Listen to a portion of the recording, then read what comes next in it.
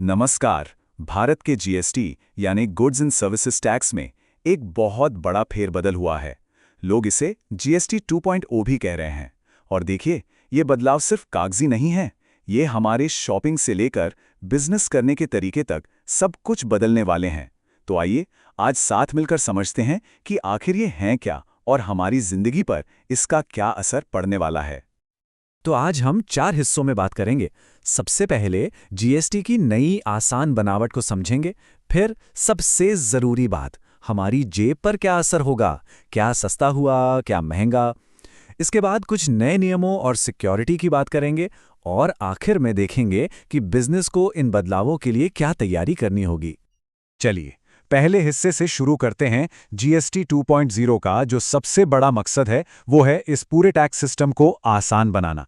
इतना आसान कि एक आम आदमी और एक कारोबारी दोनों इसे आराम से समझ सकें। पर सवाल उठता है कि इतने बड़े बदलाव की आखिर जरूरत क्यों पड़ी? इस जीएसटी 2.0 के पीछे असली सोच क्या है? जवाब है टैक्स की दरों के जाल को सुलझाना।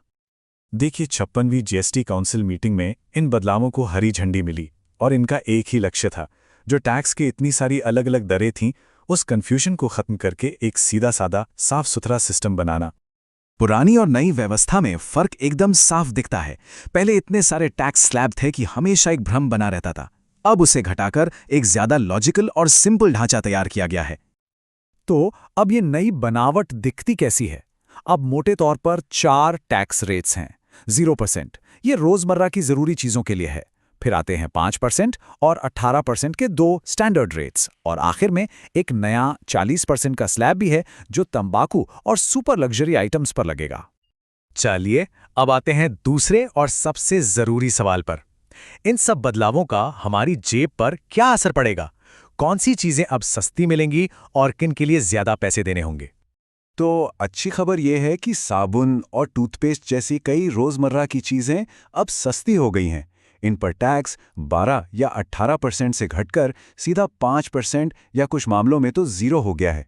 इसी तरह इलेक्ट्रॉनिक्स और छोटी कारों पर भी टैक्स 28% से घटाकर 18% कर दिया गया है।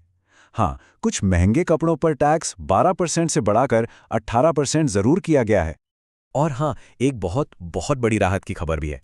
लाइफ इंश्योरेंस और हेल्थ इंश्योरेंस पॉलिसियां, पहले इन पर 18% जीएसटी लगता था, अब इसे हटाकर सीधा 0 कर दिया गया है। मतलब पूरी तरह से जीएसटी फ्री। तो जाहिर है अब ये पहले से काफी सस्ती हो जाएंगी। ठीक है, तो टैक्स रेट्स की बात तो हो गई। अब आगे बढ़ते हैं और तीसरे हिस्से पर ध्यान देते हैं, यानी नियमों में क्या बदलाव हुए हैं। इन नए नियमों का मकसद है जीएसटी सिस्टम को और भी ज्यादा सिक्योर और असरदार बनाना। तो ये नए नियम लाए क्यों गए? वजह साफ है, फर्जी रजिस्ट्रेशन और टैक्स क्रेडिट के गलत इस्तेमाल को रोकना।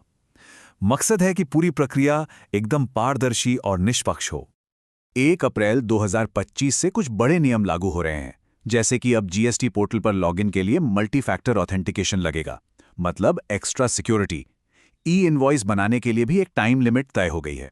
और सबसे बड़ा बदलाव, फर्जी रजिस्ट्रेशन रोकने के लिए कंपनियों के डायरेक्टर्स का अब बायोमेट्रिक वेरिफिकेशन होगा, यानी फिंगरप्रिंट और फोटो से पहचान, सब कुछ अनिवार्य। अच्छा, एक और जरूरी चीज है, इनपुट सर्विस डिस्ट्रीब्यूटर या आईएसडी मैकेनिज्म, जिसे अब कंपलसरी कर दिया गया है।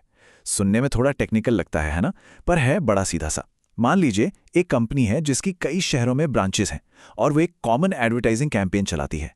तो अब ये जरूरी हो गया है कि उस एड पर जो टैक्स क्रेडिट मिला है उसे आईएसडी के जरिए ही सभी ब्रांचेस में सही सही और एकदम पारदर्शी तरीके से बांटा जाए। कोई कंफ्यूजन नहीं, कोई गड़बड़ नहीं। चलिए अब अपने आखिरी हिस्से पर आते हैं।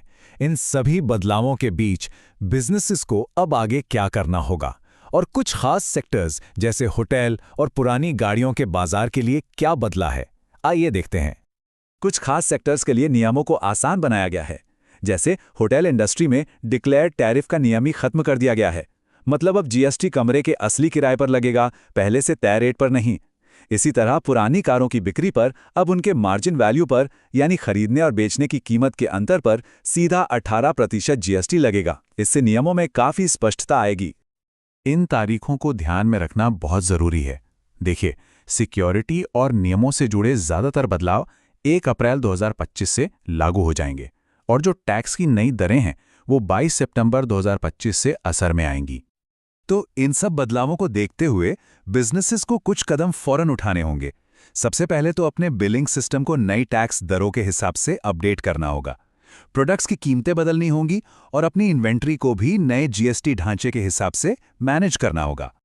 तो जीएसटी 2.0 ने भारत के टैक्स सिस्टम को आसान और सुरक्षित बनाने की तरफ एक बड़ा कदम तो बढ़ा दिया है, पर सवाल अब भी वही है, क्या ये जीएसटी का फाइनल वर्जन है या फिर ये इसके सफर का बस एक और पड़ाव है? इसका जवाब तो खैर हमें आने वाला वक्त ही देगा।